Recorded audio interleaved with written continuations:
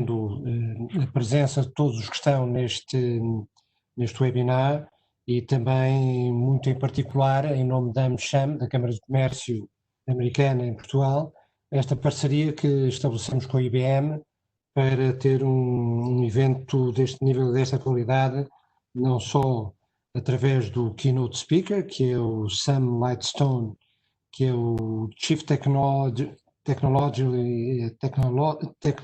Officer, peço desculpa, da IBM para estratégia de inteligência artificial. É também um IBM Fellow e um Master Inventor of the IBM Data and AI Group. Portanto, é uma pessoa cujos títulos falam por si da qualidade deste orador, uma pessoa que tem mais de 65 patentes já emitidas ou à espera de aprovação, já é autor de 4 livros e mais de 30 papers, portanto, é de facto alguém que tem um currículo invejável na matéria da inteligência artificial. E eu gostaria de reforçar aqui mais o porquê destas parcerias, porque a Câmara de Comércio Americana em Portugal é uma instituição que tem 70 anos de presença em Portugal, é a instituição que tem servido ao longo desses anos de ponte de ligação da comunidade empresarial americana e a comunidade empresarial portuguesa, muito no sentido dos investimentos americanos em Portugal, mas também do comércio e da prestação de serviços americana em Portugal, e também referir que a Câmara de Comércio tem vindo a associar-se às iniciativas dos seus sócios, e em particular dos sócios mais relevantes por estarem representados na sua direção, como é o caso da IBM, e em que a atividade a desenvolver neste momento, no mandato que estamos a levar a cabo, tem basicamente o seu trabalho organizado em 4 grupos de atividade, um dos quais que foca precisamente naquilo que é IT and Digital, portanto tudo o que tem a ver com este mundo da tecnologia e da transformação digital que nós estamos a viver, onde os dados e o AI são uma peça determinante. Um segundo grupo que trata de tudo o que tem a ver com sustentabilidade, os temas de sustentabilidade, e muito em particular aquilo que hoje em dia são os ESGs, Environment, Social and Governance, são os temas que são muito abrangidos por este grupo de sustentabilidade. O terceiro grupo de atividade dedicado mais ao R&D and Education, portanto, tudo tem a ver com centros de investigação e academia e centros de formação e educação. E um quarto grupo, que é um grupo ainda um pouco misto, de saúde e turismo. Eles estão juntos porque há alguma proximidade, embora as matérias depois de per se são matérias que são abordadas autonomamente. E, portanto, com tudo isto, com uma grande interligação, obviamente com a Embaixada dos Estados Unidos em Portugal e também com a FLAD, que é o nosso parceiro incontornável, temos vindo a desenvolver uma série de iniciativas que têm tocado em temas que são absolutamente relevantes para o mundo que estamos a viver neste momento. As transformações que estamos a viver são transformações, como sabem, que não derivam apenas deste impacto da pandemia Covid que todos estamos a sentir, mas há transformações já vêm de trás, a transformação da digitalização, portanto a transição digital que as pessoas, as sociedades e as empresas estão a viver, e também aquilo que nós consideramos que é a transformação da forma de estar, muito bem representada no tema da sustentabilidade e aquilo que eu referi do ESG, do Environment, do Social e da Governance, que são claramente temas que existem, que já existiam e que a pandemia apenas veio acelerar a sua importância e o seu desenvolvimento. E, portanto, é neste sentido que nós, como American Chamber of Commerce, estamos a trabalhar com os nossos associados, estamos a desenvolver uma série de webinars em associação com eles. Há outros webinars que estarão a ser anunciados, porque já estão em preparação para daqui a algum tempo. Durante o mês de julho ainda provavelmente teremos mais um, e depois em setembro já veremos se serão todos feitos sob a forma remota como nós estamos neste momento a desenvolver, ou se já haverá alguma parte presencial, portanto um modelo híbrido, depende como evoluir esta situação, mas termino como comecei, dizendo que a parceria com uma entidade como a IBM, e aqui o cumprimento especial ao José Manuel Paraíso, novo presidente da IBM em Portugal, e também à Lara, que está, a Lara Tropa, que está na direção da AmCham, é para nós, American Chamber, da maior importância, e pensamos que é assim que nós nos devemos posicionar na sociedade, e neste caso na sociedade portuguesa, no mundo empresarial português, trazendo aquilo que são as boas experiências e o know-how que estes nossos parceiros têm lá fora, e que eu sei que as pessoas já têm tido muito contacto com estes temas, mas nunca é mau passarmos a ter mais contacto e ouvir novas opiniões e novas perspectivas e novas visões sobre esta matéria. Portanto, muito obrigado. Thank you, Sam. Thank you very much.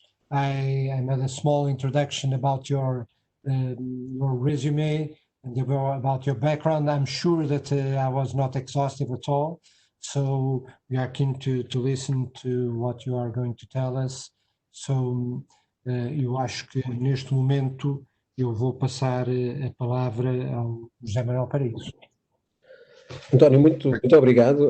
Quero agradecer as palavras simpáticas sobre a IBM. De facto, a IBM é um parceiro e associado da AmCham, da Câmara de Comércio Americana, já há muito tempo. Estamos na direção e temos um grande orgulho nisso, devo dizer, um grande orgulho, de facto, fazer parte destas atividades que são promovidas pela Câmara. Portanto, agradeço as suas palavras. Eu vou fazer uma breve introdução. O António já disse muito daquilo que, digamos, que motiva este webinar, mas não posso, que eu agradeço, obviamente, a sua introdução, António, mas não posso deixar de dizer aquilo que já é um lugar comum, mas, tal como o António disse também, vale a pena repetir. Nós estamos a viver uma situação que é, de facto, ímpar. Nunca imaginámos, andamos preocupados com o clima, andamos preocupados com a extinção das espécies, andamos preocupados com tanta coisa, e de repente vem um vírus que nos atira a todos para casa, que sem esperarmos, sem prevermos, ou pelo menos a grande maioria de nós não previu. Houve algumas previsões, de facto, mas a grande maioria de nós não estava à espera que isto acontecesse, e tanto que não estava, que ainda não temos solução para esta situação. Mas esta situação, uma vez mais, exigiu e fez, digamos, com que a tecnologia tomasse um papel absolutamente central. Permitiu que rapidamente todos fôssemos trabalhar remotamente ou ter o nosso teletrabalho, permitiu que os alunos continuassem a ter escolas e permitiu, enfim, de uma forma que eu creio que nesse aspecto correu muito bem, permitiu que as empresas, que as instituições, as empresas dos mais diversos setores, a banca, utilities, a distribuição, etc., absolutamente fundamentais para a nossa sociedade, funcionassem sem quaisquer tipo de interrupções ou incidentes. E, portanto, não há dúvida que a tecnologia felizmente, já todas as empresas, todos nós já temos vindo a fazer há muitos anos um caminho naquilo que é a transformação digital, que agora se mostrou de facto extremamente útil, embora a transformação digital é um caminho que nunca está encerrado, e é justamente sobre isso que hoje vamos falar. Eu queria dar uma nota apenas na IBM, que nós na IBM, perante esta situação, tivemos que tomar decisões. A decisão mais fácil que tomamos foi foi mandar que todos os nossos colaboradores fossem trabalhar remotamente. Enfim, foi muito simples, porque há mais de 30 anos que nós trabalhamos de uma forma híbrida, colaboramos com pessoas on-site, com pessoas que estão remotas. Isso é uma forma de trabalhar absolutamente normal para nós, e, portanto, temos devices que nos permitem fazer, obviamente os laptops absolutamente preparados, temos os nossos smartphones, enfim, todo o tipo de devices que nos permite de estar em contacto e estar conectados em qualquer circunstância. E, portanto, foi fácil, de facto, tomar essa decisão. E como vamos ver mais à frente, é muito mais difícil agora fazer o back to workplace, como nós chamamos. É uma decisão muito mais complicada, um processo muito mais difícil. Nós também, desde o primeiro momento, trabalhámos muito para ajudar os nossos clientes no sentido de que eles pudessem também ter toda a sua população a trabalhar, como sabemos, não é? Praticamente toda a sua população, não diria toda, mas praticamente toda a sua população a trabalhar remotamente. Enfim, obviamente que os nossos clientes, as grandes empresas portuguesas, de uma maneira geral, estão preparados para uma parte da população trabalhar remotamente, ou estavam, mas não estavam preparados para toda a população trabalhar remotamente e, portanto, nós, enfim, pusemos equipas no terreno e trabalhámos em conjunto para conseguir que, efetivamente, os nossos clientes não tivessem também nenhum tipo de disrupção e nós, como sabem, como é conhecido, suportamos empresas absolutamente críticas para a nossa economia, para a nossa sociedade, e não houve incidentes. Uma parte da nossa população nunca deixou de trabalhar no terreno, são os nossos heróis, como nós chamamos, justamente para garantir que não havia quaisquer tipo de disrupções, digamos, no mercado.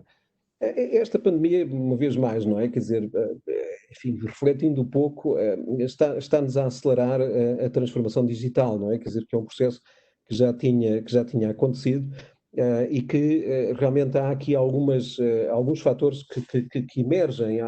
Enfim, num slide que eu peço ao Bernardo para pôr de seguida, há 6 áreas que nós consideramos chave, que são estas que podem ver aqui neste chart. Enfim, sem entrar em detalhe em todas elas, porque o painel e o Sam justamente vão falar de muitas destas matérias, mas nós, o IBM, consideramos que há 6 áreas absolutamente fundamentais, não é? Portanto, garantir que é um processo que todos nós estamos a passar, que nós chamamos o Return to Workplace, garantir que, de facto, os nossos colaboradores possam regressar ao trabalho nos seus sites, com confiança. Nós estamos a passar por esse processo e temos essa experiência. Parte dos nossos colaboradores já estão a trabalhar nos sites e, portanto, a tecnologia aqui ajuda imenso porque permite nós sabermos, enfim, praticamente todos nós estamos a trabalhar em open space e, portanto, permite saber o nível de ocupação que está a acontecer nos vários locais que nós temos, saber se estão garantidas as distâncias de segurança, por exemplo. Portanto, aqui a tecnologia tem, de facto, um papel absolutamente fundamental e inclusivamente, não só marcar para o dia seguinte, como a previsão nos próximos dias, como é que os nossos sites vão estar fisicamente e, portanto, como é que, em que medida é que a segurança está, de facto, garantida, tendo em conta aquilo que é exigido do ponto de vista da não transmissão do vírus. Não é?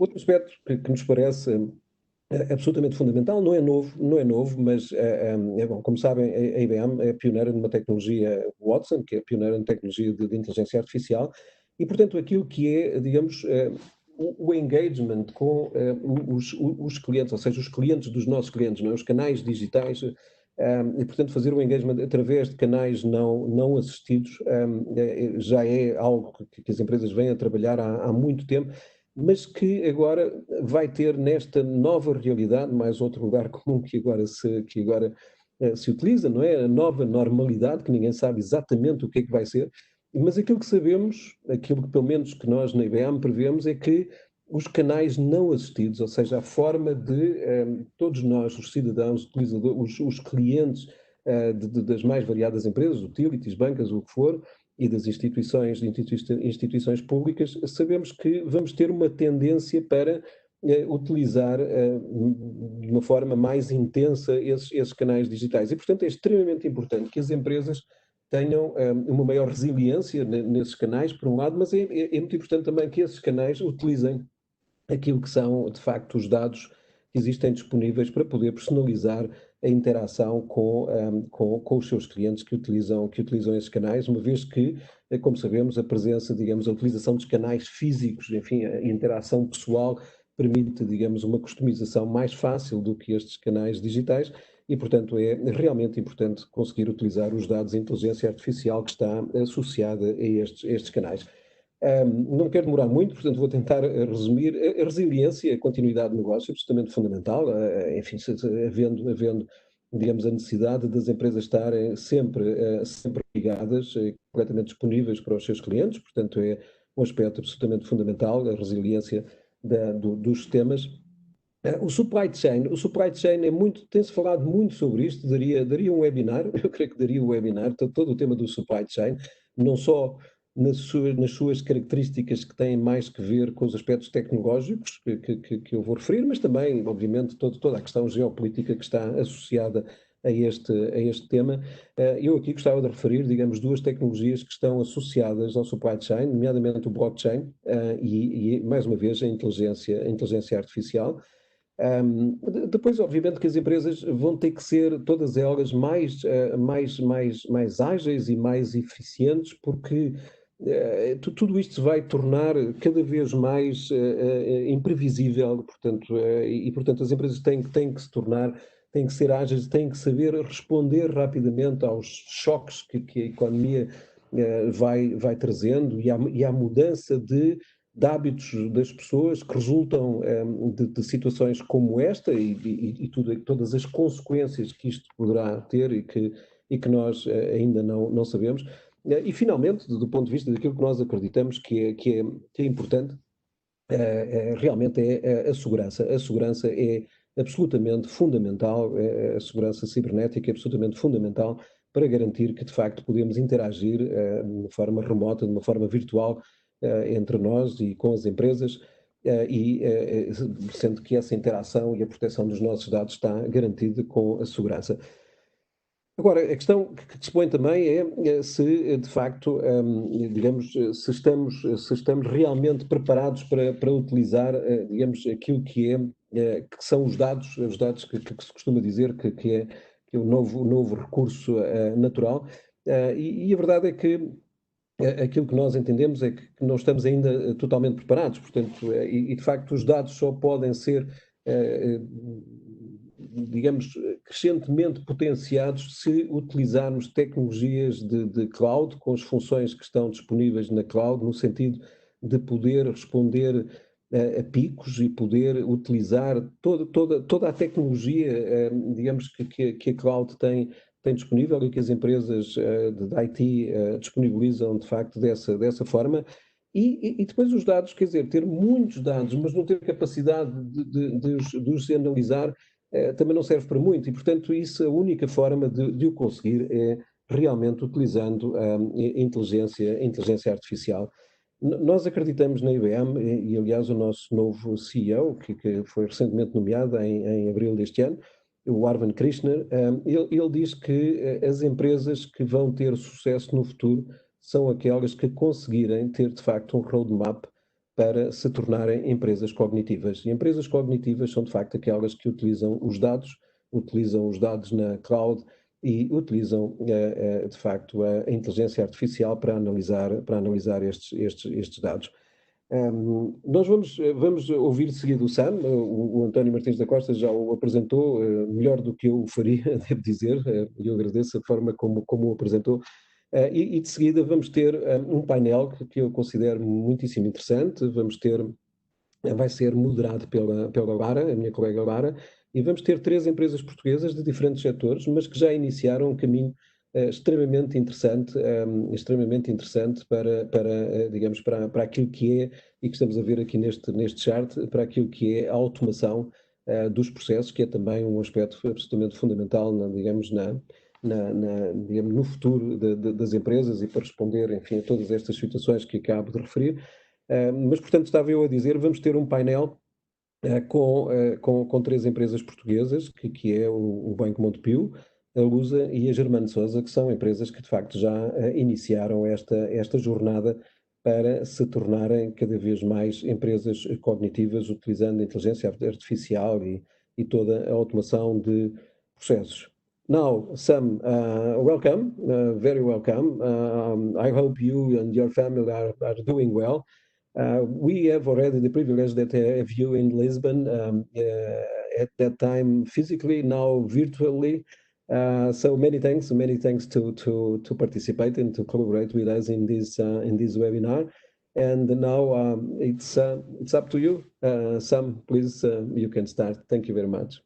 Great, thank you very much. Thank you, Jose, for the words of introduction. And let me start sharing. I just want to do a time check. Remind me how much time I have. 20 minutes. 20 minutes? Okay, very good. All right. All right, and can you confirm you can see my screen okay? Yes, Yes. Sam. Okay, fantastic. So thank you all for being here today. It's a pleasure to speak to you. And what I'd like to do is share with you some thoughts today on this very dramatic time that we're living in. And I'm not referring to COVID. I think when you say that, nowadays you say that, people think about COVID. I'm referring to the very dramatic era of the onset of artificial intelligence. And, you know, there's a dramatic transformation that's going on in the world today, technologically. It's happening so subtly, so behind the scenes that we don't necessarily feel it in our day-to-day lives. But actually, we're living through a great transformation of society, a great transformation of business. So let's spend a few minutes together and explore what is going on, how far it's come in just a few years, and how it's transforming business of the world today. AI is emerging, and I'm using the word emerging, not emerged. It is really just at the onset, the very earliest stages. And already thousands of companies around the world are transforming their business through artificial intelligence to gain new insight, new efficiencies, and new automation. It often sounds, for people who don't have a background in it, artificial intelligence can sound scary. It may sound magical, but actually it's just computer science. It's just bits and bytes and algorithms that we're using in a new way from how we've programmed computers in the past. But although it's not magic, it is transformational, and there's almost no industry in the world that isn't being disrupted in some way by artificial intelligence. So what exactly is this change? If it's not magic, and in fact, it's not even really intelligence in the way we think of it as human beings, it's something a little different. What is the big transformation? The big transformation actually is that artificial intelligence refers to a set of techniques by which we can program computers through experience. Programming through experience by showing the computer examples instead of program computers functionally. So for the past 50 years, we've programmed computers functionally. We gave them instructions. If, then, else, while loop, for loop, call this function, call that function, very explicit. And that explicit model of programming is limited by the ability of a programmer to express his or her own thoughts, to express their ideas of what they want the computer to do, and therefore it's limited. It's limited by human expression, the ability of how much complexity and sophistication a human being can express in functional code. Pivot instead to this new era of artificial intelligence, where we begin to program computers by example, by showing the computer examples of data, and from these examples in digital data, the computer can begin to understand progressions, patterns, and predict out into the future, automate processes by looking at how things have been handled in the past, and emulating and improving on that for the future. I love this quote from Geoffrey Hinton, who's one of the great thinkers of artificial intelligence out of the University of Toronto. Where by the way, I'm speaking to you today from Toronto, Canada. So I have a certain, feel a certain connection to Geoffrey, who's living in my town. And he made this great observation, which you can see on YouTube. He said, our relationship to computers has changed. Instead of programming them, now we show them and they figure it out. And actually, it's a great transformation. It's a very dramatic transformation, because by showing computers examples, they can learn and be programmed in much more sophisticated ways than was possible in the past. Now, again, it's just computer science. It's not magic. And there's a whole collection of algorithms and techniques that have been developed over the last 40, 50, 60 years, the details of which are complicated. The details require, PhD or at least a master's in computer science or data science to really understand them in detail. But there are some interesting things I wanted to point out about these algorithms. And probably the most important thing, the most curious thing, is that most of them were invented in the 1950s, 1960s, 1970s, a few of them more recently. So it begs the question, if all this stuff is so old, why is AI all happening now? What happened for the last 50 years? Why now? So actually, interestingly, there are three things that have happened that have made this all so important right now, so exciting right now, even though in many ways the technologies, or at least the scientific principles, have been around for a while. There were three things. The first was the rise of digital data. Digital data makes it possible to have artificial intelligence. If there's no data, if there's no example to show the computer, then the computer can't learn. Until the advent of the internet and digital commerce, we didn't have enough digital data to really make artificial intelligence meaningful. After the advent of the internet and the digitization of commerce, now suddenly we had so much data that was available on tap. So that was inflection point one, which really happened in a major way in the early 2000s. The second inflection point was the advent of low-cost computing. Through the 50s, 60s, and 70s, computational power was limited and very expensive. As we got into the 1980s and 1990s, the advent of personal computing, the cost of computing began to drop exponentially, according to Moore's law. But still, it was quite expensive until the last few years, where the processing power has continued to rise and the cost of compute has been dropping, and now you can get very low cost compute on a public cloud for just pennies. Most people don't realize, but in your cell phone, all of you probably have a cell phone.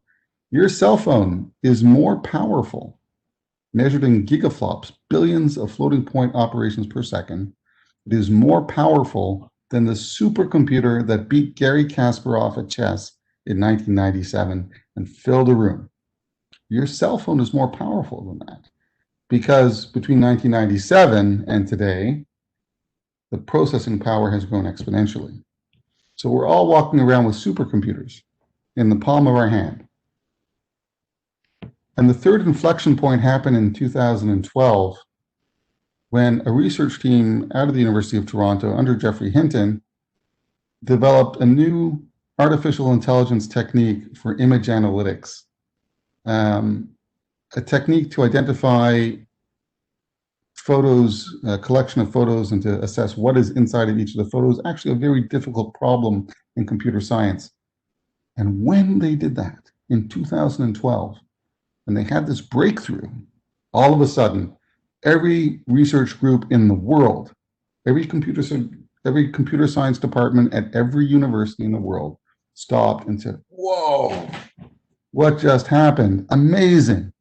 And this whole space of artificial intelligence woke up. We have data, we got processing power, and we've got evidence that we can now do dramatic, new, powerful things with it. So the reason I tell that to you is I would like you to reflect that most of what we talk about in artificial intelligence, in terms of a community that's actually waking up, a community, a technology that's coming alive, it's mostly started since 2012. From the 1950s until 2012, it was research. But actually the practical applications and this worldwide phenomenon of thousands of companies working on this is really mostly since 2012. So let's have a look for a few minutes at how far we've come just since 2012, just in those last 8 years. At IBM, for example, we have developed an artificial intelligence called Project Debater, which actually can debate with human beings on topics of serious social consequence, not toy problems like what's the weather outside, but serious problems. You can ask the debater about economic problems. You can ask the debater, challenge it and debate with it on problems of, social education and funding for children's programs and so on. It's really sophisticated problems that only a mature adult can normally engage on. And now we have an AI that can debate with the best debaters in the world. Fascinating. And what about creativity from AI? We think about computers as solving cold, hard math. But actually, in the era of AI, we're seeing AI systems that can now engage on topics that we thought previously were really just the domain of human beings. For example, let me show you one interesting one around a new technology called generative adversarial networks. This is a technology by which AI systems learn from photographs of human beings and can generate from that new images. Now, in this example I'm about to show you, we're using photographs of human beings, but just as we're emulating human beings, we could apply this to other techniques as well, other domains as well. So let's have a look at generative adversarial networks. I'm just going to go through this manually. It's a video, but in the interest of, because we're overseas and I know there's a lag, I'll just go through this manually. So let's start with some photographs of real people. This is a real person, a photograph of a real person. Have a look at that face and, have a look at that face and ask yourself, how do I know that's a real person? All the ways you know that that's a real person. You can see the whiskers on this guy's face. You can see the crinkles in his skin, the hair, every hair on his head. If you look at this woman, you can see examples of her style, her makeup. You can tell how old she is, and so on. So all of these are real people. These are photographs of real people. You can look at these people, you can tell they're real people. You've seen real people before. You know what real people look like. Now let's have a look at fake people. The following images are fake. These people never existed. They were created by an AI. This person never existed. A complete fake, generated by an AI. And she's fake too. And have a look at this guy. You can see every whisker on his beard. Amazing. Oops. Sorry, jump ahead again. All these pictures were generated by AI. These are not real human beings. And it is amazing and breathtaking. And one of the things I want to point out with this is it's not just the faces that are being created by the AI. It's also, the jewelry, the hairstyle, the clothing is very dramatic. Here's another example of AI at work, AI that creates artwork. The art that you see on the left-hand side was created by an AI. It's a nice picture, I think. But no human being chose those colors. No human being decided whether it should be crisp or fuzzy, or it's all AI. There are thousands and thousands of examples of AI now creating artwork. Here's the front cover of a cookbook. This cookbook contains recipes created by an AI at IBM called Chef Watson. Chef Watson invents new recipes, but not only inventing new recipes, but it actually understands the chemical composition of different foods and what chemical combinations might go well together to create new tastes. That's a level of understanding that a human being can't have. And through that, it's able to put together different foods from different places in the world and create new recipes that, until now have never been attempted. So AI is becoming very dramatic and is able to do some shocking things. But again, only in the last 8 years. And if this is what we can accomplish in just 8 years, imagine how far we can go in the next decade or the next 2 decades. At IBM, we've been working very hard on this space, not to create AI for entertainment or pictures, but to create AI, real, sophisticated, and important AI for business. I want to share with you some examples of that. Fundamental in our philosophy is that AI, which is this set of computer science techniques to learn, to teach, and program computers from examples, depends on rigorous and professional foundation of data. And we call that information architecture. One has to have really solid information architecture in order to build up a proper foundation for artificial intelligence. So you have examples of the data that you can draw from in a secure manner with proper access controls and build up the artificial intelligence. Without information architecture, it's very, very difficult to do artificial intelligence in a professional and secure manner. We like to refer to this as the ladder to AI. At the bottom of the ladder is the set of architectures and technologies to give you rigorous professional control and access to your data wherever it is in the world, even if it's spread around the world in many geographies. Going up the ladder, the ability to organize this data, to understand it, to know which data is where, who's allowed to access which pieces of it. And then finally getting to the top layers of the ladder where we can analyze data and infuse AI into your businesses. So again, this is now transforming businesses around the world, and certainly in the era of COVID, the importance of digitization, the ability for people to do business when they're not physically in a location is just accelerating. All businesses around the world are now accelerating their push to digitization, accelerating their push to automation and cost recovery. Okay, so exciting time, transformational. Really, the whole world is going to change very dramatically. Now, let me share with you a view of all the work that we're doing at IBM to make this possible.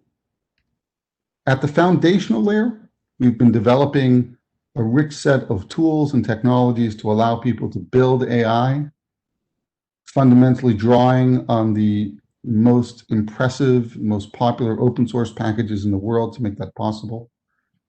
So you can create AI, you can trust the AI that you've built, you can monitor it, you can understand it, and we're going to make it easy to do. You don't have to have a PhD anymore as you once did.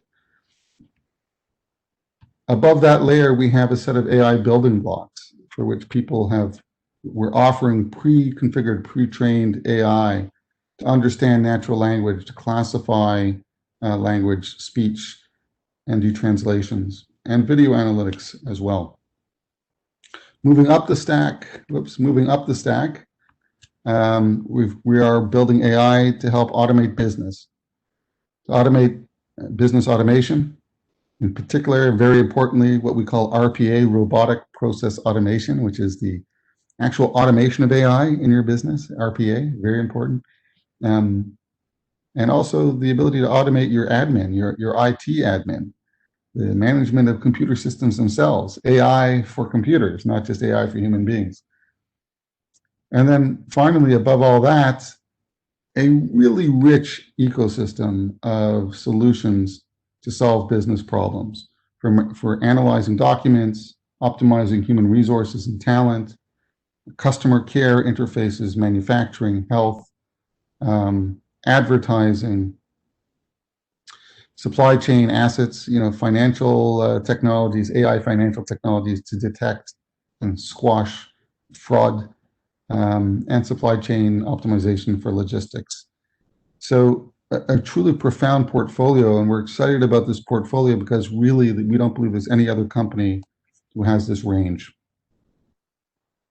We're also creating AI that creates AI, as amazing as that sounds. One of the things we often hear from customers is they say, well, this AI stuff sounds good, but we don't have those kinds of skills in our company. How do we engage on all this? So to help lower the bar of entry, to make it possible for more companies to engage on AI, we've created what we call Auto AI, the AI that creates AI. And I'm going to share with you just a very quick visual example, a demo of this, of AI building auto AI building its own AI model. Again, with this technology, even a fairly junior programmer can begin to build very sophisticated AI models and deploy them. So let's have a look at auto AI in action. In this example, we're using the auto AI technology to build a predictive model to predict survivors from the Titanic. Now, of course, it's just academic. We already know who survived the Titanic. But from an academic perspective, let's see if we can train the AI to figure it out as if it didn't know. And what's fascinating about this auto AI technology, we actually entered it into a contest against real data scientists, real professionals at machine learning and AI. And it did better than 90% of them. So it's pretty impressive on what it can do. So in this demo, we're going to look at the build a model for survivors of the Titanic. All right, we begin with a data set that we'll just give the auto AI technology a file input. So we'll give it like an ASCII file with some data. We'll click on the file. Scroll to the file. There we go, Titanic.csv. We're going to click on this file and load this into our auto AI, and then we'll select some attributes of the data that we want to build the model on. Just a few clicks to get this going. And then once we set the auto AI in motion, it's really remarkable what it can do. It builds really just a very robust set of AI models to see who the survivor, build a model of which people will survive, explores dozens of different machine learning models, evaluates them for correctness, for resilience, for accuracy. And then after evaluating so many models, it picks the very best one, and with just a very few clicks, your programmer can now put this model into action. So very profound, very easy, just a few clicks, get this all done. And even a very junior person can now build their own AI. This change is transformational. It's a change in how we program computers from functional to programming by example. Much more sophisticated things can be done. And companies are now seeing huge benefits from this. I'll just give you a few examples, just a few. And there are thousands of these now. Here's one from IBM where we've used AI inside of IBM. We're using our own AI inside of our own company to help improve our employee experience, which has resulted in an 18% increase in engagement for our internal staff. And IBM estimates that this has saved us in the range of $100 million just by improving our engagement with customers, engagement with our own employees, making sure our employees are better skilled and happier at what they do. Similarly, an example from Medtronics, who are using IBM's AI to help improve the engagement with their employees and to train new skills with their employees and solve some of the world's most challenging medical research problems. And they expect a multi-million-dollar benefit from this technology in the next few years. Another example from Orange, Spain, where they're using IBM's AI to automatically scan through and analyze 60,000 text documents. And through their automation of AI and the automated AI customer engagement technologies, they're expecting to process 7 million conversations automatically through an AI chatbot in the next couple of years. Here's one of my favorite ones, Frito-Lay's. I love Frito-Lay potato chips, but they're using AI as well, and through their automation of with AI, they've been able to improve the development and deployment of new products from what was 240 weeks, I'm talking several years, down to just 30 days to bring a new product to market through the exploitation of artificial intelligence. These are just a few examples to illustrate that real companies are benefiting from this today. One of the big questions that people ask is, well, can I trust it? Can I really trust the AI? How do I know I can believe it? And let me assure you that you should be cautious. You really should be cautious in trusting AI. It's only as good as the data it was given. And sometimes the data has skew, sometimes the data has bias, not because the people who programmed it are biased, but sometimes data has a natural bias. I'll give you a simple example. When I was at school, I went to engineering school, electrical engineering school.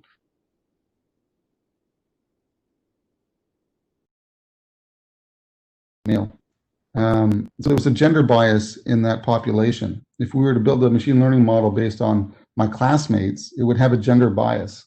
And conversely, my wife is a nurse, and in her class, in nursing, the majority of the students were female, let's say 80% female. And so similarly, if we were to build a machine learning model based on data drawn from that population, there would be a gender bias towards females. So these biases creep into data, not because anybody's necessarily bigoted or means poorly, but data itself often has skew. And in fact, most data has some skew in some dimension. So it's a very common thing. So to really trust AI, we believe that there are 4 elements. AI must be explainable. We need to understand why it makes the decisions it makes. It needs to be fair and provably fair. It needs to be resilient to attacks. And it really should be based on open algorithms of fairness, not proprietary, behind the scenes algorithms.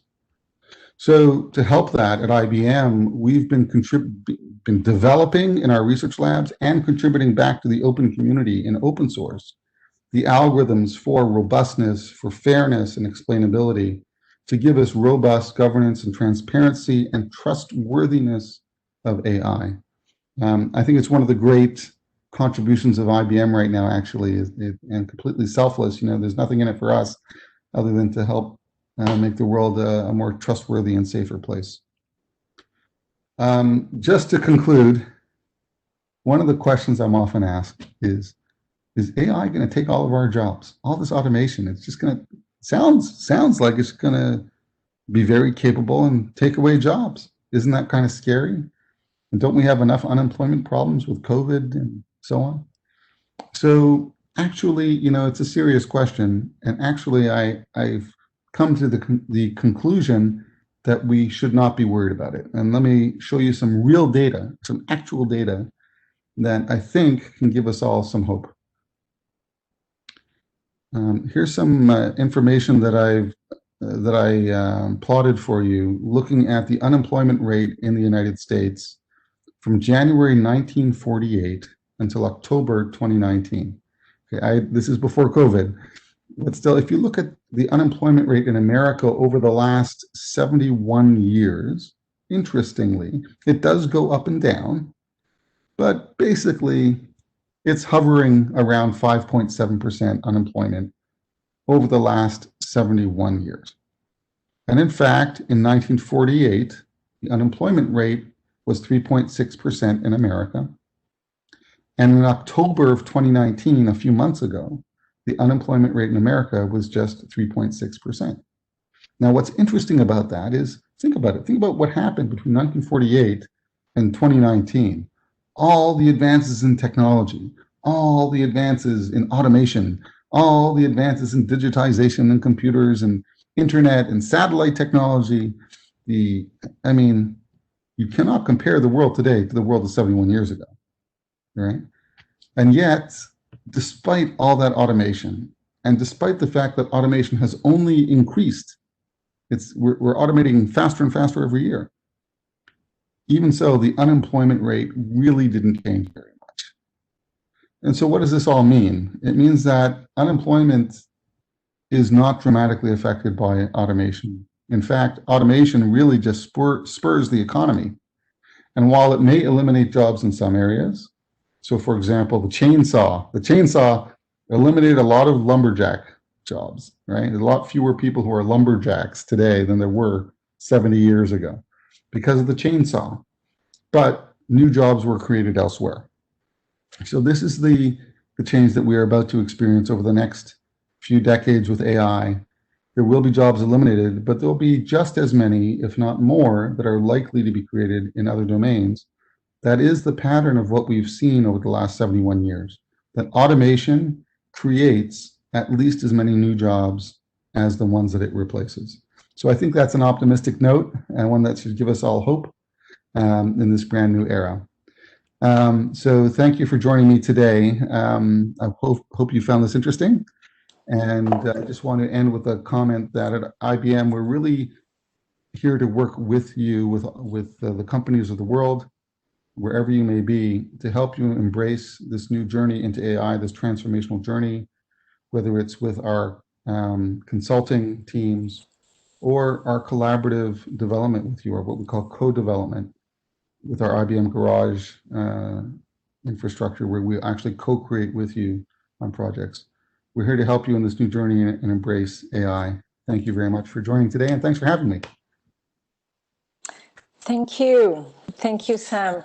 Thanks a lot. And I mean, in the name of everybody, thanks so much for this inspiring presentation and for your vision for the future. Very interesting insights, and also sharing concrete examples of what we are already doing and that supports our client already in their most pressing challenges. So thank you very, very, very much. It was a privilege to have you here. So to those whom are listening, and if you have any questions for Sam, please submit them in the box you see on the WebEx channel, and we take them to Sam, and Sam can come back to you with that, with his answers. Now we will keep the momentum going with our roundtable of the day, and I will switch to Portuguese. Hoje tenho, de facto, o privilégio de moderar esta conversa com a Joana Vaz, Scientific Director do Centro de Medicina Laboratorial da Germano de Sousa, com o Luís de Melo, Chief Innovation Officer do Montepio, e com o Pedro Camacho, Chief Innovation Officer da LUSA.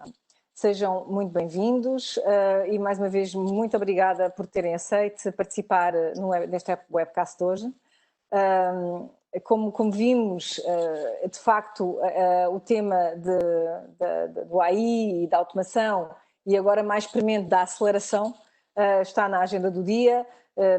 Acreditamos, de facto, que esta situação que estamos a viver, que só de si é um desafio global sem precedentes, vem acelerar o que de qualquer modo já iria acontecer. E, portanto, temos que olhar para isto como uma oportunidade que temos pela frente e ver como vamos de facto transformar-nos e reinventar-nos, fazendo face a estes novos desafios. E é disso mesmo que vamos falar nesta mesa redonda de hoje. Como não poderia deixar de ser, vou começar pelas senhoras.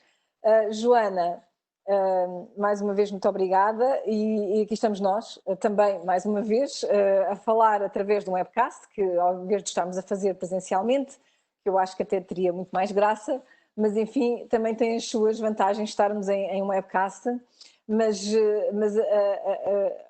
este tema não é este tema que nos prende todos hoje e que é o tema do dia do Covid-19, é também caro à Germano de Sousa. E, portanto, a pergunta que faço é como é que a Germano de Sousa vê a inteligência artificial a acelerar, quer o tratamento, quer a prevenção deste tipo de fenómenos, e também como é que se posiciona para, também com base nestas tecnologias, se reinventar e estar na vanguarda da inovação. Boa tarde, Lara, boa tarde a todos. Mais uma vez, obrigado pelo convite. A inteligência artificial é de facto uma área que eu gosto imenso. Em relação à postura de como é que nós nos vemos, e um bocadinho também a minha visão daquilo que eu vejo a Germano olhar para esta pandemia, eu começaria por dizer que eu acho que temos que dividir para quem não está a pensar muito sobre este assunto em termos de abordagem. Esta pandemia, eu diria que se pode dividir em três áreas: a previsão, a prevenção e o tratamento. Na questão da previsão, antever o aparecimento desta pandemia quando não temos dados é muito difícil, portanto é um desafio enorme, tal como o Sam também já referiu, se não há dados é difícil que qualquer algoritmo consiga lá chegar.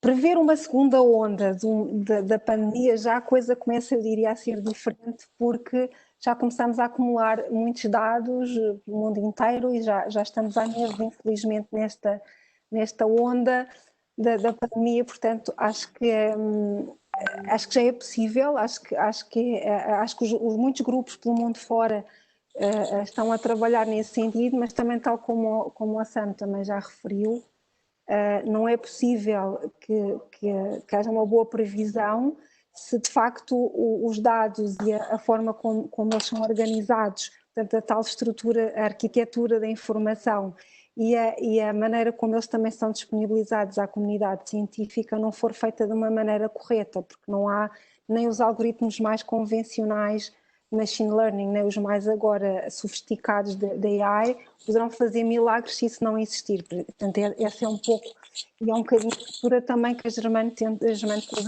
ter nestas coisas. E depois também, embora não seja tão relacionado com o que a Germana faz, por exemplo, no contexto da previsão, toda esta informação pode, por exemplo, ser super útil para fazer o chamado nowcasting, para gerir on the fly, por exemplo, recursos. Há uma necessidade, por exemplo, quer dizer, até no Zecar também, porque há uma necessidade, prevê-se que vai haver agora necessidade, por exemplo, de mais testes, é preciso mais reagente, é preciso mais máquinas, por exemplo, dedicadas à detecção. Portanto, tudo isso é importante ter tudo isso em conta, e esse é no contexto da previsão. Mas acima de tudo eu volto a dizer, para uma previsão, seja de uma primeira onda ou de uma segunda, é preciso ter os dados. E os dados certos, não é? Os corretos. Dados certos e organizados de forma correta e disponibilizados de forma correta, porque se não houver esta partilha é muito difícil, quer dizer, nós já temos a informação que existem, até neste contexto, eu penso que já houve algoritmos de inteligência artificial, não sei quão sofisticados, mas foram capazes, por exemplo, de prever, através das redes sociais e da informação partilhada, que de facto vinha aí qualquer coisa que devíamos prestar atenção. Pois. Se calhar nós é que não prestamos atenção à coisa, mas de facto já existem algoritmos para farejar a existência de surtos pelo mundo fora. Se calhar precisamos de os melhorar e se calhar precisamos de olhar com outros olhos agora de outra forma. No contexto, eu diria, depois da previsão, nós estamos a acumular não só nesta doença, mas também já temos para outras pandemias, como por exemplo quando foi o caso do SARS, nós já temos estado a acumular mais dados e portanto eu espero, por exemplo, agora com a chegada de uma nova vaga, por exemplo, é muito importante que nós sejamos capazes de, juntamente, por exemplo, juntamente com o Covid-19, sermos capazes de distinguir o que é Covid-19 do que é uma gripe ou que é outra gente. Das outras, claro. Das outras, porque a maneira como é feita a gestão também é muito diferente. Portanto, sim. Eu acho que aí temos que entrar, de facto, será muito importante, porque, por exemplo, a Germana tem estado, o texto disponibiliza, ou pelo menos alguns dos textos disponibiliza, têm atenção a esta parte para fazer a distinção, mas não adianta muito nós localmente estarmos, ou neste caso a nível nacional, estarmos a tentar fazer esta separação, pode ajudar um pouco no país, mas é preciso haver uma atitude mais global para, por exemplo, fazer esta prevenção agora para o outono e inverno, portanto, uma nova fashion. Qual é a fashion? Qual é o modelo que aí vem? Como é que podemos fazer esta gestão e distinguir o que é que, por exemplo, é gripe, do que é Covid e por aí fora? E depois, sem ser na Germana, por exemplo, coisas tão simples como se somos capazes de prever onde é que os surtos vão, ou os indícios que nos estão a indicar que estão a aparecer surtos locais, por exemplo, a tomar atitudes logo proativas, como, por exemplo, a desinfecção, a limpeza, Claro. a gestão, por exemplo, dos transportes públicos, etc. Quer dizer, acho que há todo um mundo em que já temos as ferramentas e nas quais podemos Nos basear. nos basear e atuar. E depois a outra, obviamente, muitíssimo importante no contexto da prevenção é a vacina.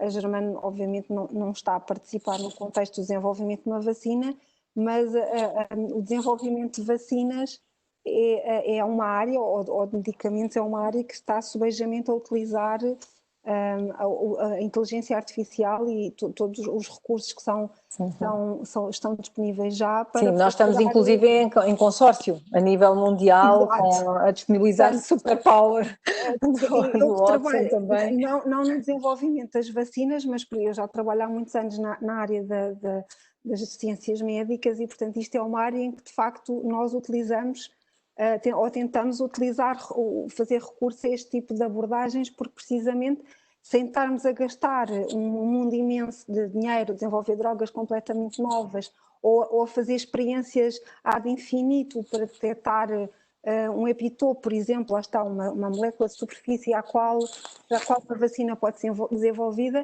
existem já uma parte bastante razoável de algoritmos que estão a ser utilizados ativamente, eu sei que estão, por exemplo, no desenvolvimento de vacinas contra o Covid e, portanto, são a nossa caixa de Petri, entre aspas. E que aceleram, obviamente.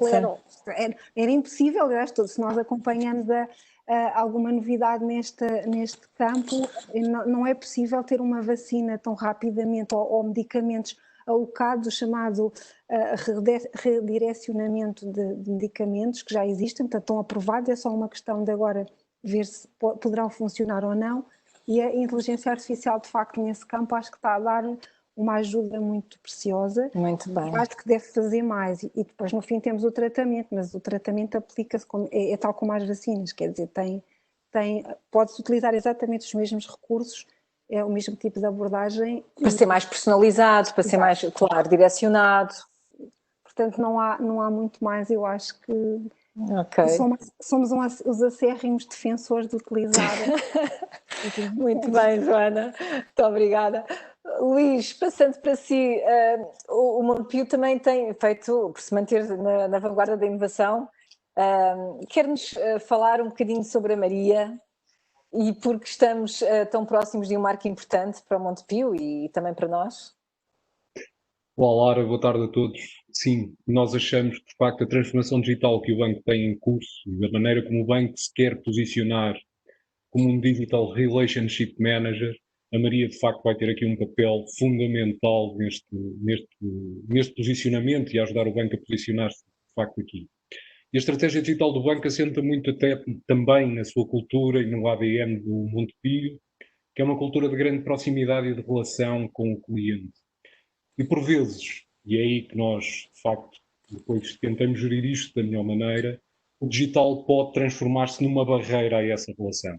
E o banco quer que o digital estreite essa relação. Portanto, atue no sentido de nos aproximarmos do cliente. E queremos estar mais perto do cliente, isto significa sermos mais assertivos na resposta às necessidades do cliente, em alguns casos anteciparmos essas necessidades.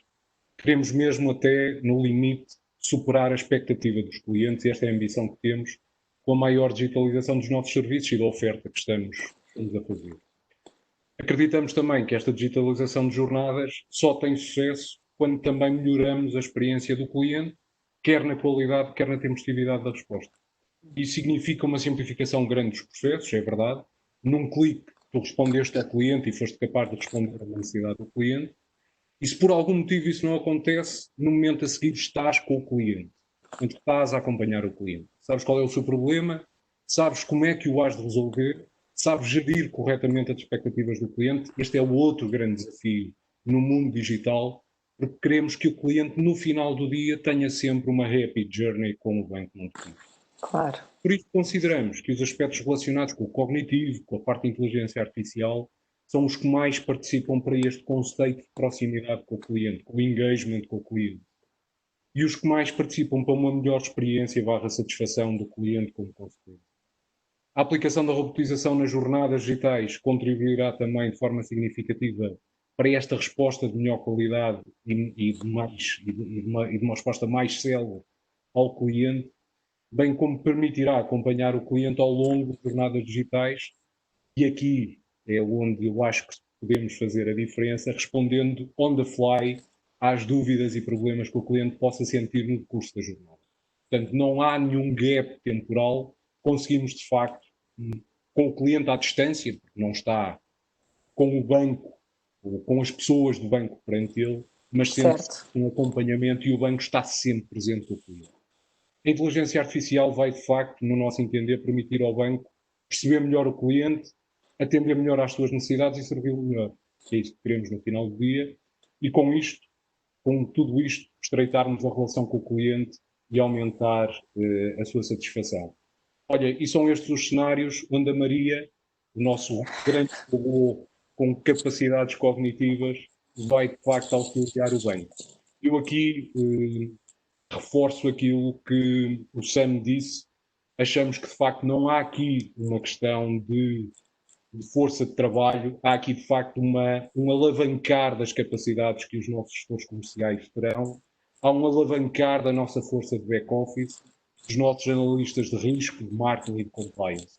Exatamente. No dia, aquilo que achamos e queremos é que a Maria, de facto, participe neste aumentar de capacidade. Seja uma extensão das nossas capacidades. Se lhes conseguir dar superpoderes, aí fica. Para além destes casos de uso, estamos a avaliar a aplicação da Maria, estamos a começar a ensiná-la em temas de análise de fraude, por exemplo, e uma oferta mais inteligente, mais personalizada, porque no final do dia também não queremos ver personas, queremos ver clientes e queremos que os clientes se sintam únicos nesta relação com o banco.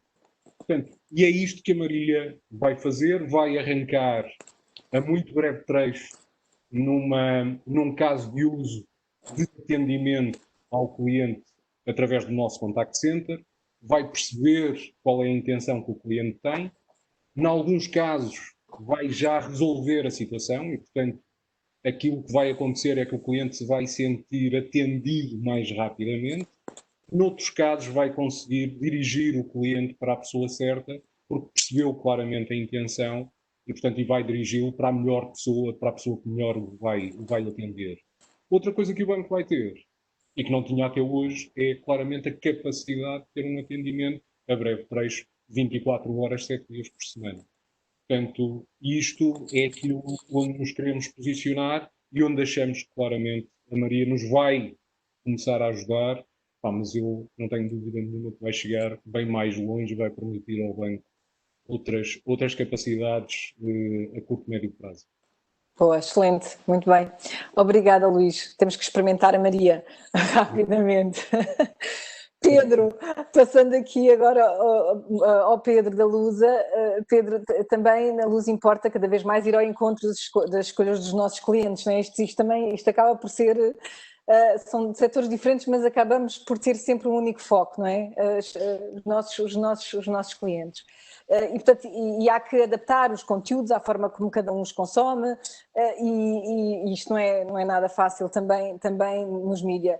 Como está a Lusa a fazer este caminho da transformação e da adaptação constantes? Bom, boa tarde a todos, antes de mais, muito obrigado à Câmara de Comércio e à IBM pelo convite. A Lusa tem de facto uma particularidade em relação a grande parte das empresas, se calhar aqui presentes, que é os nossos clientes são esmagadoramente empresas e, portanto, isso condiciona brutalmente a nossa atitude enquanto órgão de comunicação social, porque nós somos responsáveis.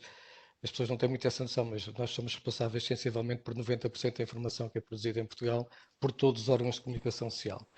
E, portanto, muita da informação que nós produzimos sai diretamente e é reproduzida noutros órgãos de comunicação social e aí há uma responsabilidade acrescida, digamos assim, da Lusa, não só porque produz informação para muita gente, mas porque também coloca ao seu lado, ao lado do seu nome, o nome de outras marcas e que aparecem a dar a cara pela informação que nós produzimos.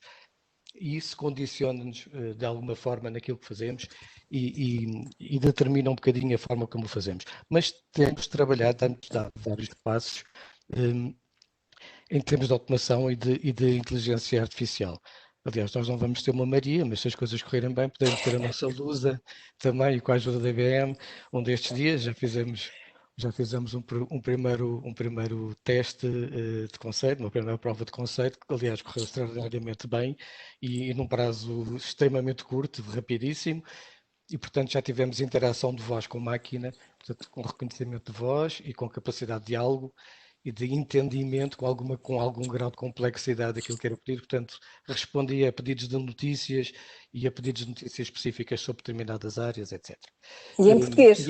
Em português, Boa. porque isso, outra coisa particular da nossa atividade é que a nossa matéria-prima é de facto o português. Claro, daí eu A ter escrita, enfatizado. e agora nesta altura, que já estamos numa fase mais avançada, não só a escrita, mas também a voz.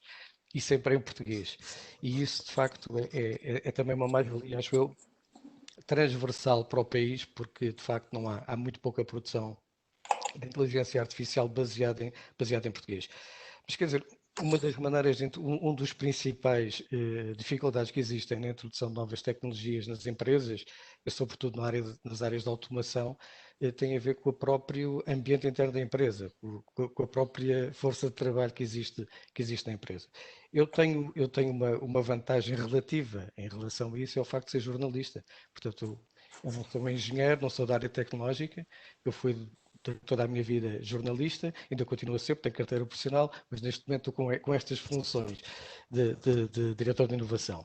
Mas uma das formas de conseguir, de facto, aliciar as pessoas é mostrar-lhes as vantagens que podem tirar das tecnologias.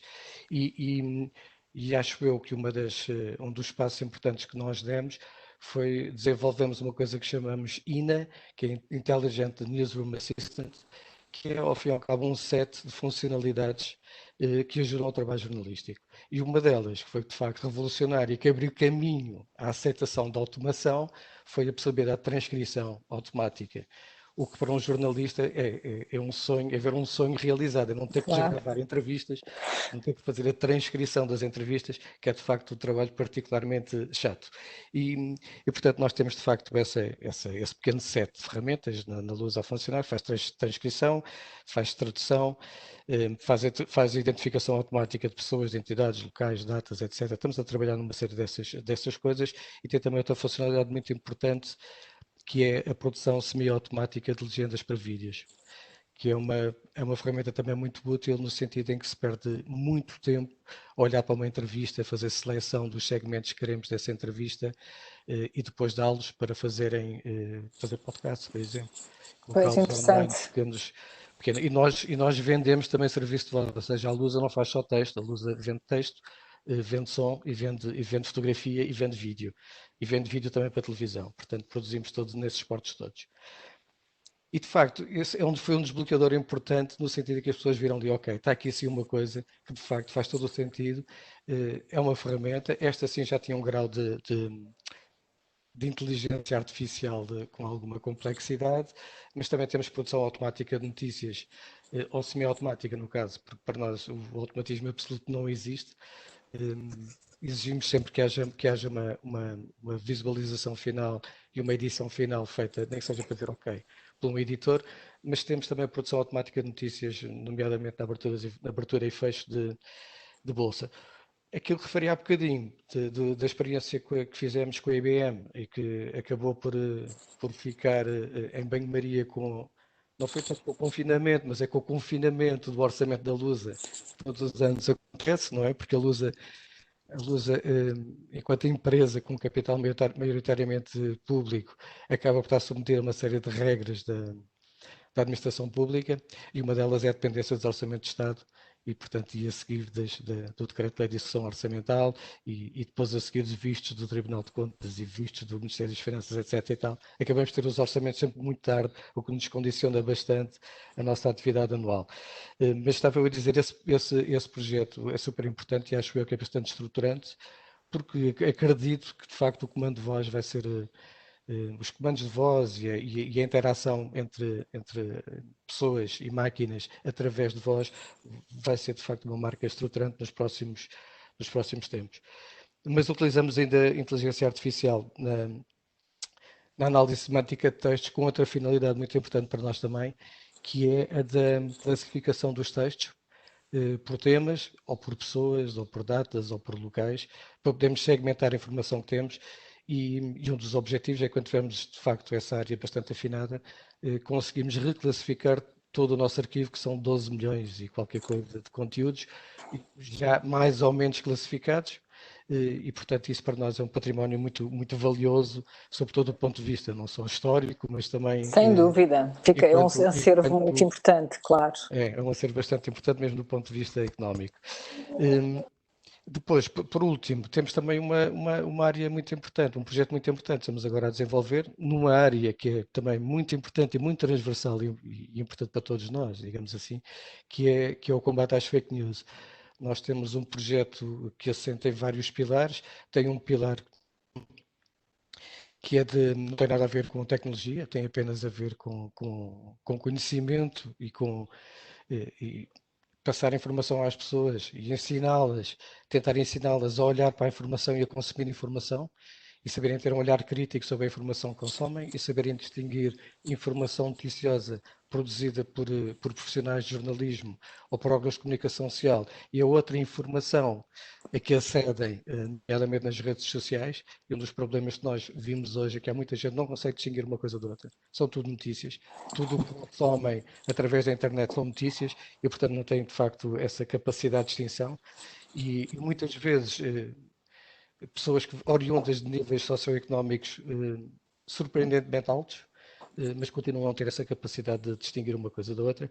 E, portanto, nós, além dessa componente de literacia, digamos assim, para o consumo de informação, temos também de outras duas grandes áreas de aplicação da inteligência artificial. Uma na análise nutricional de textos, que é uma coisa interessante no sentido, é nutricional. Porquê? Porque é uma análise de conteúdo do texto que permite depois classificar um determinado artigo, um determinado texto, de acordo com os seus nutrientes, digamos assim, à semelhança do que acontece com o alimento ou com outro, qualquer produto que consumimos, que tem depois discriminado os vários elementos que o compõem. Aqui os elementos que compõem o texto, se tem muita opinião, se tem factos verificadas ou não tem, se tem utilização de palavras impróprias, se tem erros ortográficos, se tem não sei o quê. Enfim, esse conjunto de coisas vão-nos indicar se é uma notícia confiável. Também diz que é o autor, se o autor é confiável ou não, se é um autor registado ou não está registado. Enfim, é um conjunto de elementos que permitem uma pessoa ter uma primeira ideia se deve ou não deve confiar naquele texto ou se deve verificá-lo noutro sítio. Muito bem.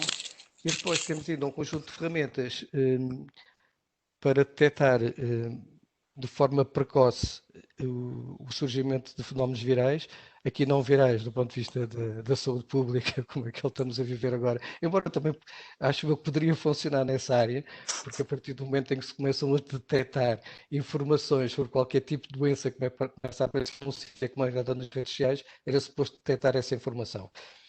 Mas a ideia é essa, é conseguir detectar movimentos que vão surgir com impacto social e também uma questão que cola um bocadinho com o que a Joana estava a dizer há pouco, por acaso. Cola bastante, eu estava a ouvi-la e pensei nisso. Para nós é mais uma ferramenta que permite detectar movimentos de fake news, de facto, que começam com movimentações às vezes à escala global em torno de um determinado assunto e depois, de facto, ele aparece com grande força.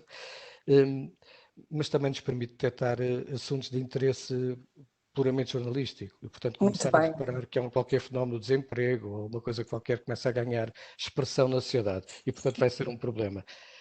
Mas também ainda ferramentas para conseguir detectar assuntos relacionados, que é também um padrão das fake news, que é a repetição de notícias com alteração de alguns dados ou com transposição por locais e para datas diferentes. E pronto, basicamente é isto, ou seja, temos dado vários passos nesta matéria. E sim, acho que uma coisa importante que alguém referia aqui há pouco, acho que era o Sam, é que é fundamental que as empresas deem de facto o passo de adotar processos de inteligência artificial e de automação, mesmo quando isso seja um universo completamente estranho para eles.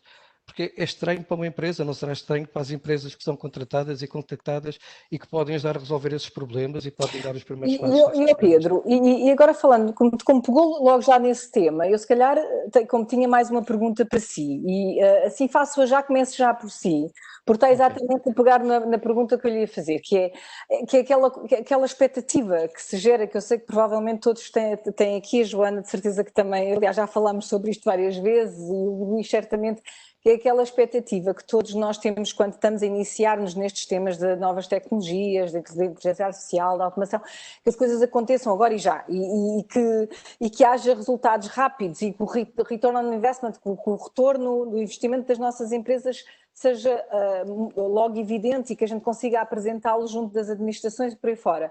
Mas nem sempre esse agora e já é assim muito evidente. Há que ir semeando para ir colher, não é? E, portanto, Pedro, quer comentar um bocadinho como é que vai fazendo esta gestão, não é? Porque, de facto, não é fácil ir gerindo a expectativa, mas também não se deve ficar para trás, não é? Porque se nós ficarmos para trás, não estamos a experimentar, não estamos a introduzir novas áreas, nem estamos a mudar as pessoas que trabalham connosco.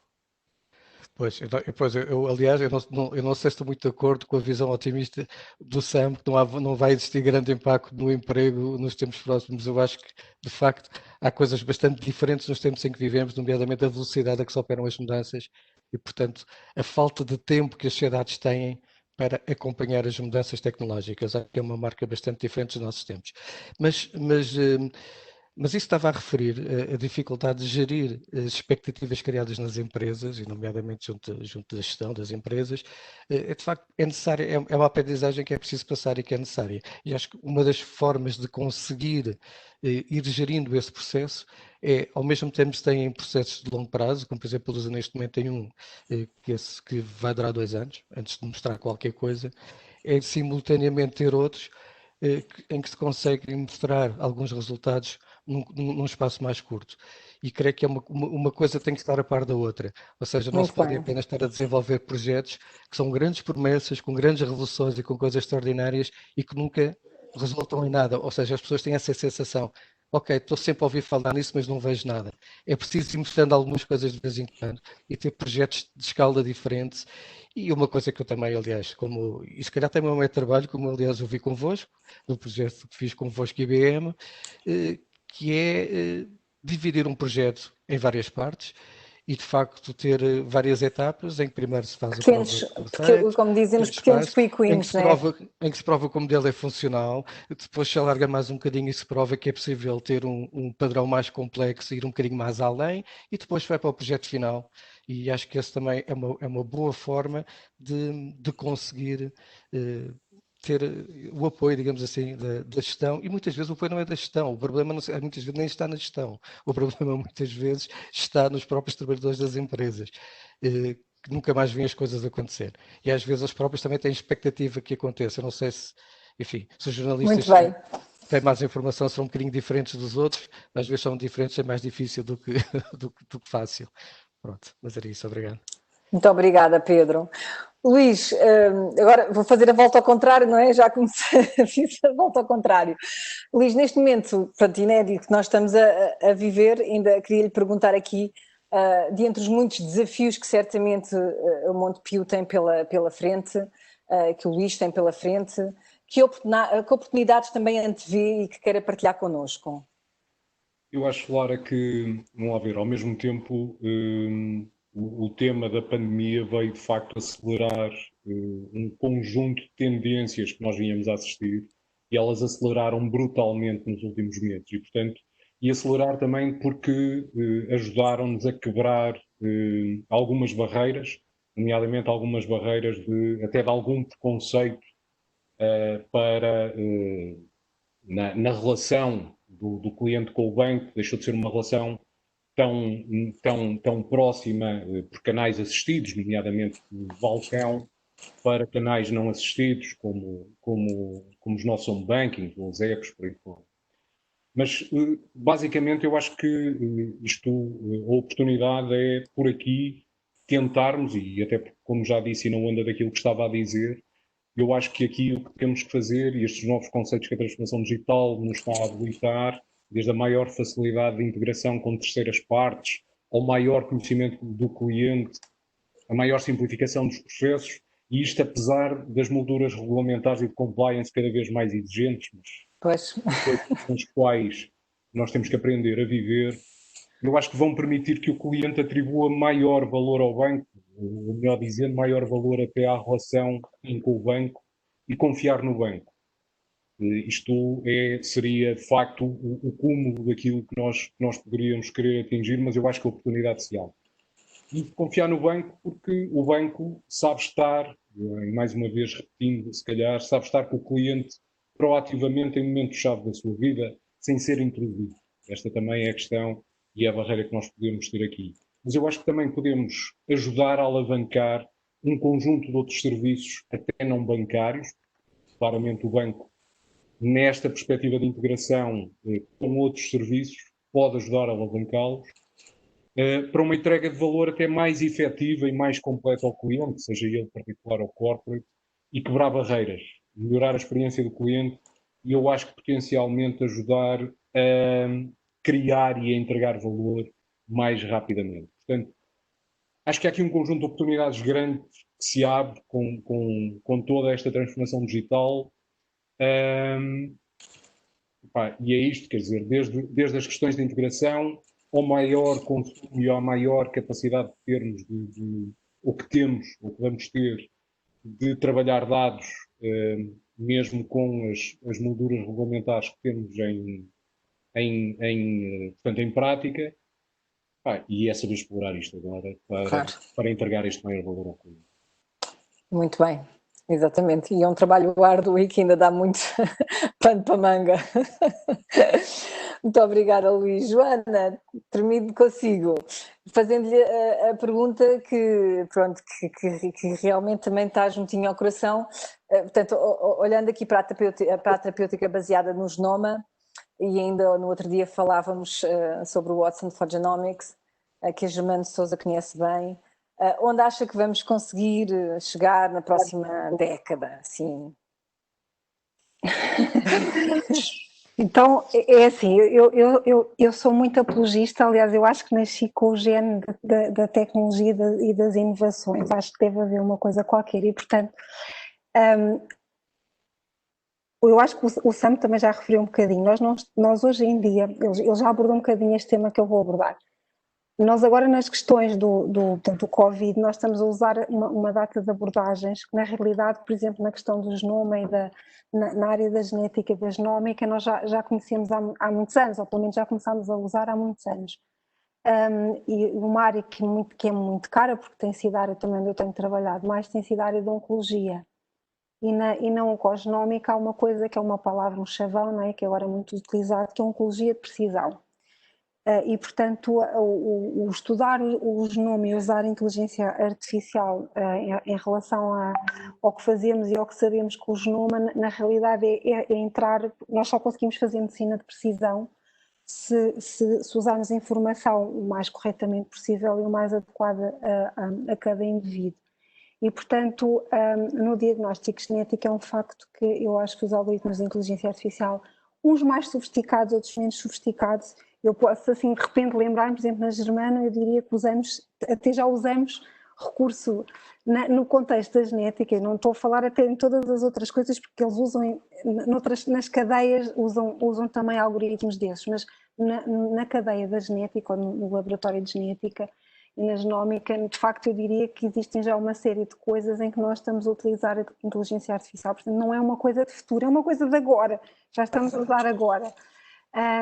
O futuro é já hoje, eu sei que é uma frase muito usada, mas na realidade é verdade e, portanto, o Watson for Genomics é uma ferramenta que estamos a usar, porque pode nos ajudar a otimizar certas tarefas mais chatas e a perder menos tempo à procura, por exemplo, de informação no contexto de fazer um relatório para um doente oncológico.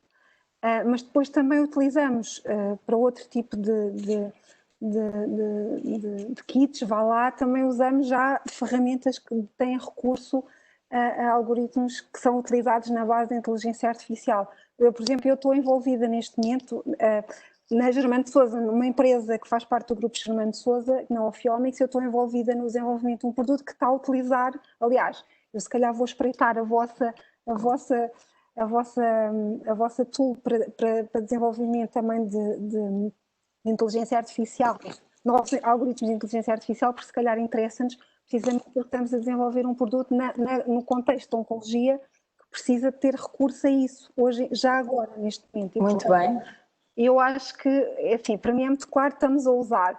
Na questão do futuro, eu acho que o que eu vejo é que é muito importante que nós integremos cada vez mais e utilizemos a inteligência artificial no contexto da genética, porque só dessa forma é que nós vamos ser capazes, por exemplo, de utilizar a sequenciação completa do genoma no contexto de rotina. Para quem não está neste campo, não sabe, mas fazer a sequenciação do genoma humano, que é enorme, portanto são 3 vezes 10 à 9ª letras, é muita coisa, não está a ser usada porque nós ainda não a podemos usar no seu pleno por várias razões que eu posso explicar.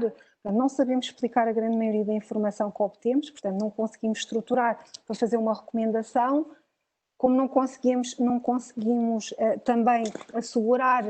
Eu acho que ainda hoje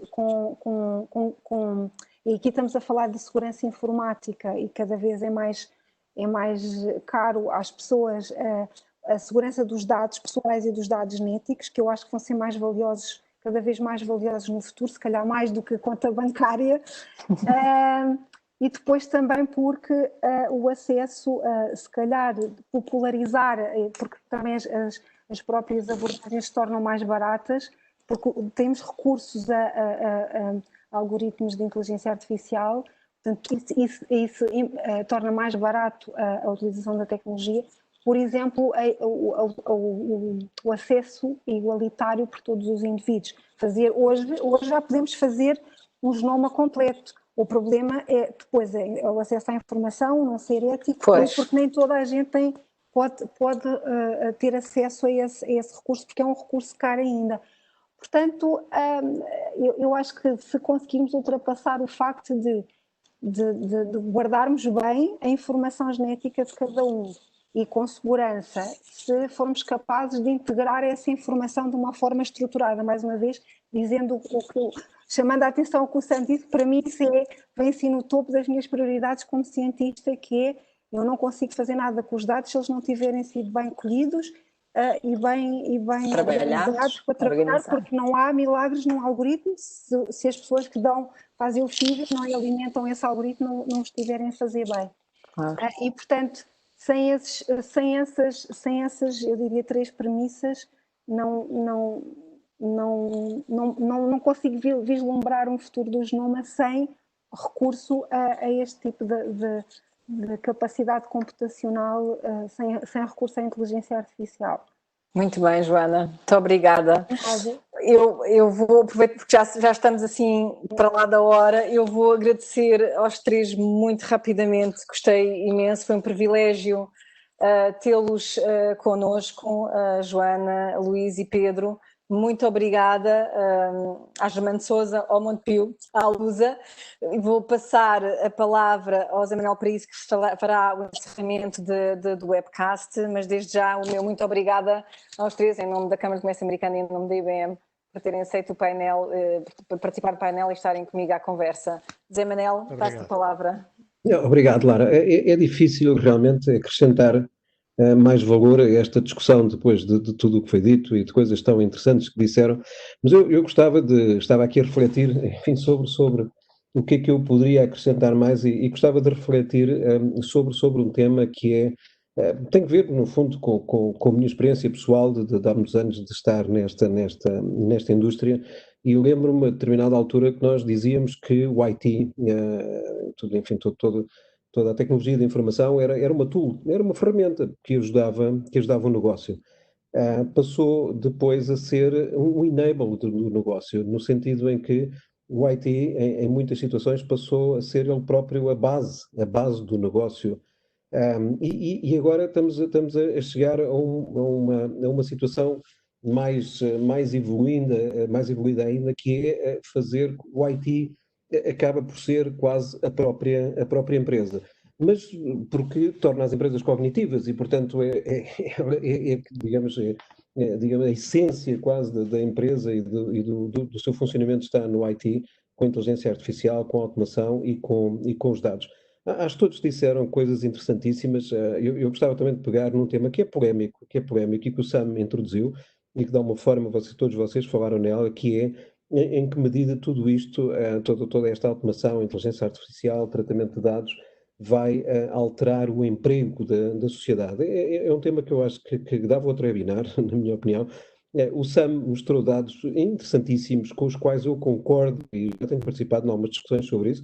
Eu acho que a utilização dos dados da inteligência artificial e da automação não vai diminuir o emprego na sociedade, pelo contrário, vai tornar as empresas melhores. Eu vejo a Joana a dizer que sim e quero pegar em coisas que a Joana disse, embora não seja de facto um especialista, mas no fundo a Joana falou numa coisa muito interessante que é a medicina de precisão e isso é possível, a Joana explicou muito melhor do que eu consigo explicar, portanto, mas isso é possível utilizando os dados e utilizando capacidade de computação e utilizando inteligência artificial portanto, ir fazendo, digamos, ir descobrindo cada vez melhor aquilo que é o genoma, enfim, e tudo aquilo que é necessário para atuar cada vez mais na medicina. Portanto, isto não substitui emprego absolutamente nenhum, isto são novas formas, neste caso, que ajudam a imensa sociedade, que têm a ver com a saúde.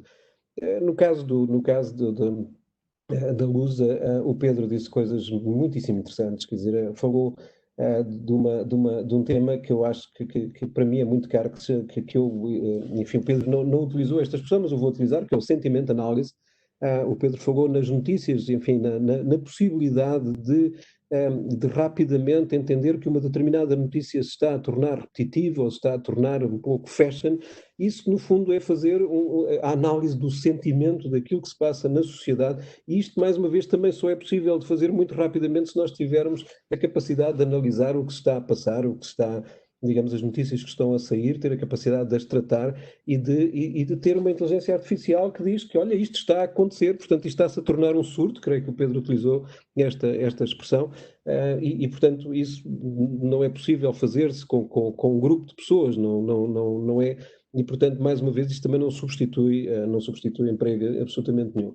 No caso do Luís e do Montepio, bom, eu aí, enfim, como estou envolvido diretamente desde a primeira hora em todo o projeto que o Luís tem, tenho inside information muito grande e muito detalhada e, portanto, poderia estar aqui a dizer muitas coisas, mas o Luís também, uma vez mais, explicou melhor que eu. No caso da banca, eu acho que há, digamos, como sabem, a banca é um setor, tal como os outros, não é? Mas a banca também um setor em altíssima transformação, os termos de compliance, todas as crises que nós passamos portanto, há uma grande transformação, há uma grande ameaça na banca também, que são as fintechs, e eu uma vez estava numa discussão deste tipo também, num painel, e houve alguém que disse uma coisa que eu achei muito interessante, que é as fintechs são, digamos, o foco das fintechs, as fintechs estão centradas na tecnologia, os bancos tradicionais estão centrados no cliente.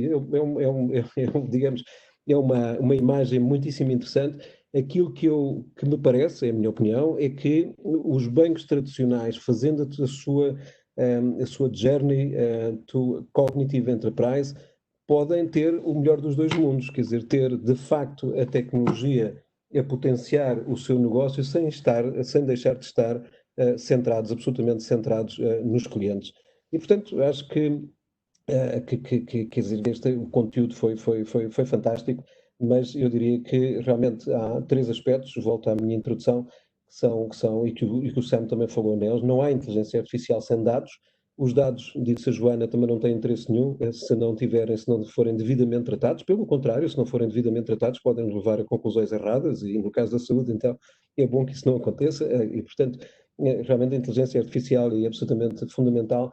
Depois, falou-se um pouco menos, mas eu quero também falar nisso que é a cloud, não é? Quer dizer, a cloud potencia tudo isto, porque imaginem a necessidade, por exemplo, a luz, digamos, a necessidade de analisar uma quantidade tão grande de dados, imaginem ter que construir o seu próprio data center e guardar os dados todos no seu storage e ter grandes computadores para tratar esses dados, seria completamente impensável que isso acontecesse. Os próprios bancos também, enfim, com maior capacidade que têm digamos, de investir em tecnologia, não o fazem, já não o fazem, e também na saúde também não, e portanto, e mesmo, enfim, o Watson, que nós...